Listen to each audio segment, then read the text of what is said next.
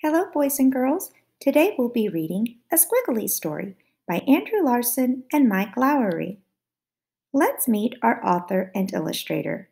Remember, the author is the person who writes the story. Andrew Larson is our author. He grew up playing outside, reading a lot, and waking up super early to deliver newspapers. He doesn't have a car. He'd rather walk everywhere. The illustrator is the person who draws the pictures in a story.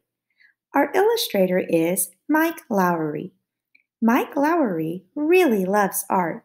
He travels the country talking to children about it. A Squiggly Story. A squiggle is a little mark that you write or draw. If something is squiggly, that means it's curly, like a squiggle. A Squiggly Story. Look at the cover of the book.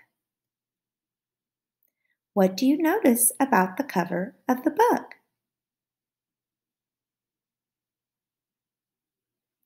You may notice there's a little boy there. He has a pencil in his hand. Do you see the squiggle that he made?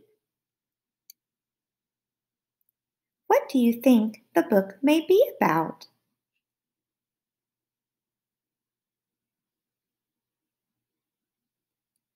Let's find out. A Squiggly Story by Andrew Larson and Mike Lowry. When we understand the kind of book we are reading, we can understand it better. A fiction story is a made-up story about characters, settings, and events. They usually have a beginning, middle, and end. A squiggly story is a fiction story. Look at our chart. A fiction story is a made-up story about characters, places, and events. A Squiggly Story, written by Andrew Larson, illustrated by Mike Lowry. My sister loves to read big words and little words, page after page, word after word.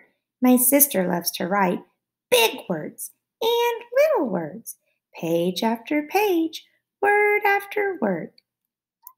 Sometimes I pretend I can write too, big letters and little letters, swirl after swirl, squiggle after squiggle. Do you see all of the different ways he tried to write? What are you doing? I asked one day while we're sitting at the kitchen table. I'm writing a story. I wish I could write a story. You can. It's easy. How? I know my letters, but I don't know many words. Write what you know.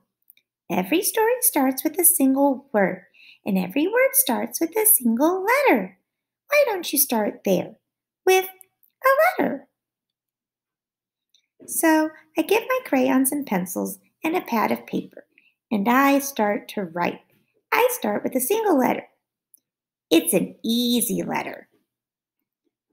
Do you see the letter on the page, boys and girls? That letter is I. I can be a word all by itself. And down in the bottom, you'll see it says, "That's me." Because when you use the letter I as a word, you're talking about yourself. That's a good beginning. Now what's going to happen? How should I know? It's your story. You're the boss. I wonder what she means when she says, "You're the boss." When you're writing a story and it's a fiction story, that means you get to make up what's going to happen next. Let's see what the little boy thinks about. What? I'm stuck. What happens in my story? I draw a circle. It's a soccer ball. Then I write another letter. It's you, I say to my sister. I'm playing soccer with you. Great! Where are we playing soccer? Maybe we're playing soccer on the beach, I suggest. We've never played soccer on the beach. Oh, so this is a fiction story because he's making up a story about a time he and his sister played soccer on the beach. So I do a bunch of dots for the sand on the beach. Then I make a bunch of V's, big V's and little V's, wave after wave in the ocean. Oh, so those little V shapes show the waves in the ocean. So I can see that he's playing soccer with his sister at the beach near the waves in the ocean. Now what? What do you mean? You have a beginning. Now we're in the middle of the story. Something else has to happen so we can get to the end. I'm stuck again. I start doodling. I doodle another V. But this time I doodle it upside down. Oh no! It's a shark! It's getting closer and closer. I flip the page to get away from the shark. Oh my goodness, why do you think he flipped the page so quickly? It seems like he may have scared himself a little bit with his own story. The next day, I bring my story to school. It's my turn for show and tell. That means I get to sit in Mrs. Singh's chair. Everyone else sits on the carpet ready to listen. You see, I'm sitting in Mrs. Singh's chair. Last night, I started to write a story. It's sort of squiggly, but here it goes. Once upon a time, there was a brother and sister, and they loved to play soccer. One day they had an idea. They decided to play soccer on the beach, so they went to the beach and played soccer. Then they noticed something coming toward them in the water. It was a shark, a real live shark. It was getting closer and closer, and it was getting bigger and bigger. And that's how far I got. That's wonderful, says Mrs. Singh. What happens next? What about the shark? What about the brother and sister? I don't know. I'm stuck. Class, does anyone have an idea? Jake waves his hand in the air. I do. Maybe one of them kicks the ball and hits the shark in the head. Then maybe the shark bites the ball with his big pointy shark teeth. Aaliyah offers another idea.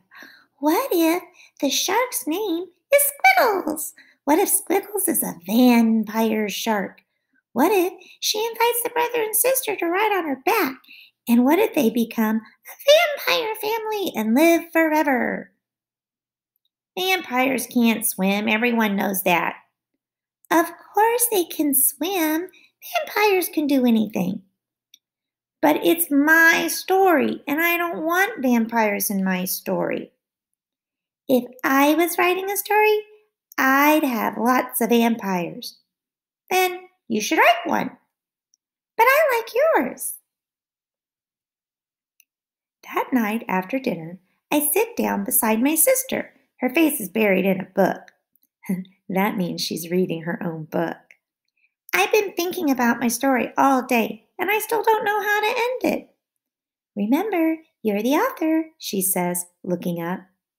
Do you remember what an author's job is, boys and girls? An author's job is to write the story, and since he's the author, he gets to choose. You can do whatever you want. So I get my pencil and I start with a bunch of stars. Then I add a few exclamation marks. My sister told me exclamation marks make things exciting. She's right, it is exciting. I add a couple of slanty lines. What's going on? Asks my sister, looking up from her book. It's nighttime. The stars are out. The shark has gone away, and we decide to take a walk on the beach. That's when we discover this giant rocket ship. Ooh, that sounds cool. Then what happens? We hear a voice. It's counting down. 10, 9, 8, 7, 6, 5, 4, 3, 2, 1. Blast off! Not yet, I say, adding one more squiggle. Just before the rocket blasts off, we spy a Martian looking out through a window. The Martian invites us to climb aboard. That's a great ending. Now, I have an idea for my next story. It's going to be about a boy who climbs aboard a rocket ship and takes a trip to Mars. And I think I know just how to begin.